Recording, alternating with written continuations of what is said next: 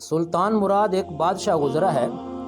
سلطان مراد ایک بادشاہ گزرا ہے اپنے وزیر کے ساتھ باہر آیا عوام الناس کے دلوں کی باتیں پوچھنے کے لیے کہ باہر نکلیں گے اور لوگوں سے پوچھیں گے کہ سلطان مراد کیسا بادشاہ ہے، تاکہ لوگ اپنے دل والا حال بتائیں کہ یہ بادشاہ کیسا ہے۔ خیر وہ ایک چوک میں گیا، دیکھا ایک آدمی مرا پڑا ہے لیکن اس کی لاش کو اٹھانے کے لیے کوئی تیار نہیں ہے۔ بادشاہ نے کہا اس کی لاش کو اٹھاؤ، لوگوں نے کہا کہ آپ اٹھا لو، لیکن لوگوں کو اس بات کی خبر نہیں تھی کہ یہ وقت کا حاکم ہے سلطان مراد، یہ بادشاہ ہے۔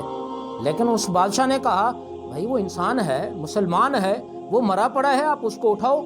وہ کہنے لگے یہ روزانہ زنا کرتا ہے، ہر دوسرے تیسرے دن زنا کرتا ہے، ہر دوسرے چوتھے یہ شراب پیتا ہے، یہ شرابی ہے، زانی ہے، ہم نہیں اٹھاتے۔ نفرت کرنے لگے۔ سلطان مراد بادشاہ نے جب یہ منظر دیکھا حیران ہو گیا اور اس نے اپنے چہرے سے وہ نقاب ہٹایا اور کہنے لگا میں سلطان مراد بادشاہ ہوں، جلدی اٹھاؤ اس کی لاش کو، اس کے گھر میں پہنچاؤ۔ سب ڈر گئے خوف کی وجہ سے، اس کی لاش کو اٹھایا، نفرت کے ساتھ اس کے گھر کے اندر پہنچا کر آئے۔ پیچھے سے سلطان مراد وزیر بھی اس گھر کے اندر پہنچ گئے۔ اندر میں اس مرنے والے کی اہلیہ رو بھی رہی ہے اور ساتھ ساتھ یہ بھی کہہ رہی ہے کہ میں گواہی دیتی ہوں کہ تو اللہ کا ولی ہے،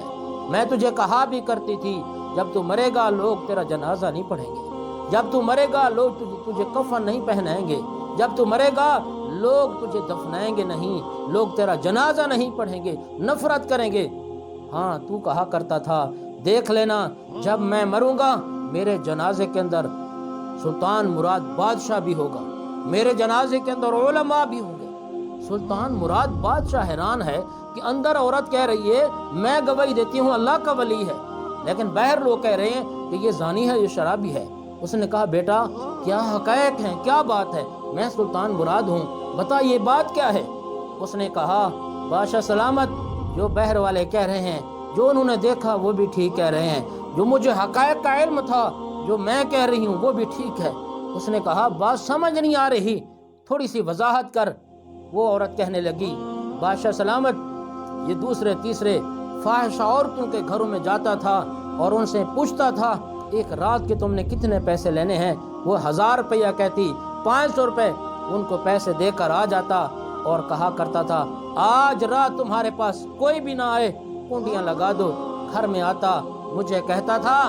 کہ آج ایک بہن کو 1000 روپیہ تو دے آیا ہوں، چلو آج رات اس نے اپنی جو عزت لٹوانی تھی، اس کو گناہ ہونا تھا، وہ تو چلو کم ہو گیا۔ دوسرے چوتھے جیسے وہ محنت مزدوری کر کے کما کے آتا تھا اور جب پیسے کچھ ہوتے شراب خانے میں جاتا تھا، وہاں سے شراب کی بوتل خریدتا تھا اور لاتا تھا ہمارے گھر کے اندر، وہ گڑھا ہے اس گڑھے کے اندر اس شراب کی بوتل کو ڈال دیتا تھا اور مجھے کہا کرتا تھا کچھ پیسے تو چلو ہمارے لگ گئے ہیں، جس بھائی نے یہ شراب پینی تھی اس کو گناہ ہونا تھا، اتنا گناہ تو میں کم کرا کے آیا ہوں۔ وہ کہتی ہے میں گواہی دیتی ہوں نہ وہ زانی تھا نہ وہ شرابی تھا، لیکن وہ پیسے خرچ کر کے کسی کی عزت کی حفاظت کرتا تھا، گناہوں سے ان کو بچاتا تھا، شراب خرید کے ضائع کر دیتا تھا اور لوگوں کو گناہوں سے بچاتا تھا، کیونکہ باہر والوں نے یہی دیکھا تھا کہ یہ فاحشہ کے اڈے پہ جاتا ہے، باہر والوں نے یہی دیکھا شراب خانے میں جاتا ہے، وہ جاتا تھا لیکن شراب خریدنے کے لیے جاتا تھا، پینے کے لیے نہیں جاتا تھا، فاحشہ اڈے پہ جاتا تھا، زنا کرنے کے لیے نہیں جاتا تھا، کسی گناہوں کے بوجھ کو کم کرنے کے لیے جاتا تھا۔ جب سلطان مراد نے یہ بات سنی اس نے کہا میں بادشاہ ہوں، اور انہوں نے وزیر کو کہا